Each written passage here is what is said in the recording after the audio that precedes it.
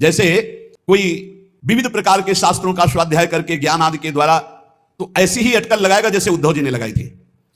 प्रभु श्री कृष्ण मथुरा में विराजमान होकर अश्रु प्रवाह कर रहे हैं और श्रीमुख से निकल रहा है गोपी गोपी राधा राधा। अब एकांत में थे, अचानक उद्धव जी पहुंचे। उद्धव जी ने यह दशा देखी, उनका प्रभु आप रुदन कर रहे हो, कौन सी ऐसी व्यवस्था है जो आपको रुदन करा सकती है? उन्होंने कहा कि जब मेरा प्रेमी रुदन करता है तो फिर मैं रुदन करता हूं। भगवान एक एक सेकंड आपको देख रहे हैं, आप ऐसा मत समझे कि आप राधा राधा जप रहे हैं, कृष्ण कृष्ण जप रहे हैं, पता नहीं ये बात प्रभु सुन रहे हैं। एक बार अगर राधा बोल रहे हैं, प्रभु आपको देख रहे हैं, प्रभु आपको सुन रहे हैं, आप विश्वास कीजिए। उद्धव जी महाराज प्रभु से कहा कि आपका रोना कैसे बंद हो सकता, मैं सब कुछ करने के लिए तैयार हूं, पर आपका रोना मुझे सहन नहीं हो रहा। ध्यान दीजिए, बृहस्पति के समान ज्ञानी, भगवान श्री कृष्ण के अभिन्न स्वरूप सखा, आप बोलिए प्रभु कैसे रोना बंद हो सकता है? बोले अगर गोपियों का रोना बंद हो जाए, ब्रजवासियों का रोना बंद हो जाए, तो मेरा रोना बंद हो जाए। प्रभु आप आत्मस्वरूप हैं, आपका वियोग कैसे हो सकता है? आप सर्वत्र व्याप्त तत्व है, आत्मा है। बोले हमको समझाने की जरूरत नहीं, गोपियों को समझा दो जाके, उनका रोना बंद हो जाए। बड़े ठसक में भगवान के प्रसादी वस्त्र पहनकर और फूले आ रहे थे कि ब्रजवासी भोले भाले हैं, लोगों को भ्रम होता है। ब्रजवासी भगवान के ज्ञान से संपन्न हैं।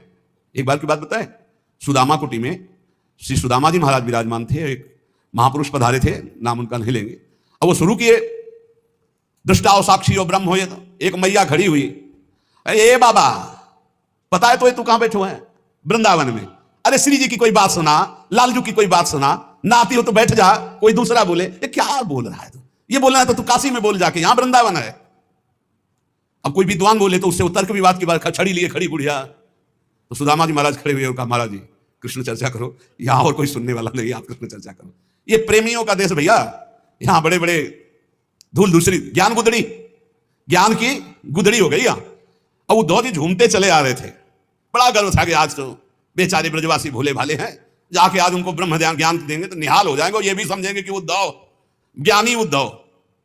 जब यहां करील फंसा दुपट्टा में, मानो समझा रहा है कि जहां जा रहे हो, फंसने जा रहे हो, तो मुक्त कर लेने की क्षमता तुम्हारी नहीं है। तुम सोच रहे हो कि हम आंसुओं से मुक्त कर देंगे, तुम खुद आंसुओं में भीग जाओगे।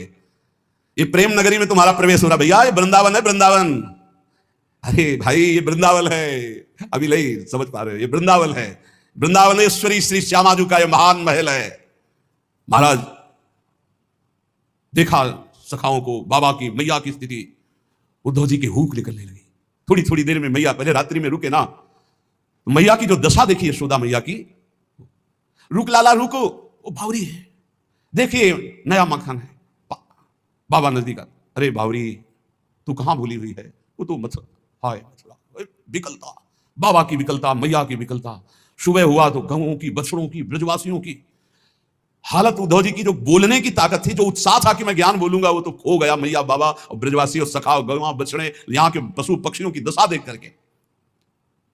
और जब गोपी जनों के पास गए, उनकी जो उच्च कोटि की दशा देखी, तन मन के बिछुरे नहीं, साक्षात श्याम सुंदर सामने, प्रत्येक गोपी के रोम रोम में, प्रत्येक गोपी के साथ, तो उनका ठग लिया हमको श्री कृष्ण ने, उद्धव ने।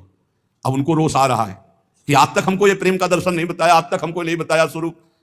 और जब गोपियों से वार्ता हुई, परम ज्ञानी उद्धव, आज तक मुझे बृहस्पति जी से भी वो ज्ञान नहीं मिला, आज तक मुझे श्री कृष्ण से भी वो प्रेम का रहस्य जानने को नहीं मिला जो इन प्रेमी गोपियों जनों से मिला। उनकी चरण रज में लौट रहे, वंदे नंद ब्रज स्त्री राम पाद रेणु भीक्षणसा यासाम हरि कथोद्गीतम पुनाति भुवन प्रेम।